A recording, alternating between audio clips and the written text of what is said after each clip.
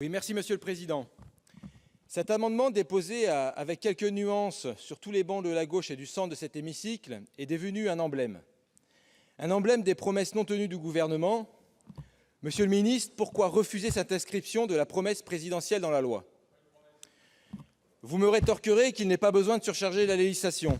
Pourtant, dans le même temps, votre gouvernement a fait adopter une loi très médiatisée pour interdire les téléphones portables à l'école, ce qui est déjà obligatoire dans les règlements intérieurs de 90% des établissements scolaires.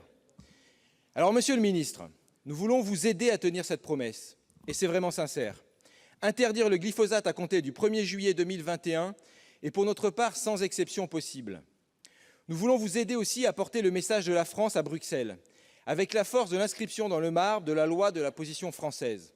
Montrons le chemin. Nous rappellerons rapidement ce qui a déjà été dit. L'OMS, compilant 350 études indépendantes, a reconnu ce pesticide massivement utilisé comme cancérigène probable en 2015.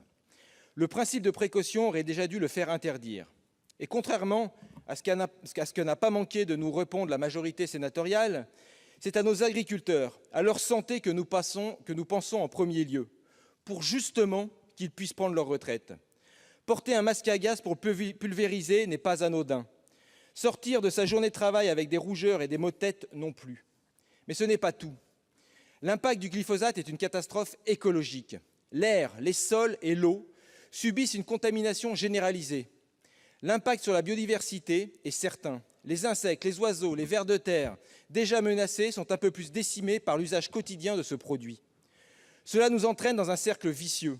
Les sols sont moins bien nourris, ce qui nous force à utiliser de plus en plus les produits de synthèse pour faire pousser nos fruits et légumes, ce qui abîme un peu plus nos sols.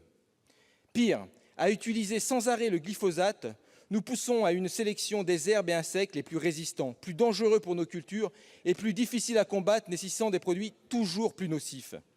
On ne s'en sortira pas, et certainement pas avec des solutions alternatives chimiques sans cesse invoquées comme un mantra. Une seule alternative existe: amorcer rapidement une transformation globale de notre modèle agricole. Merci.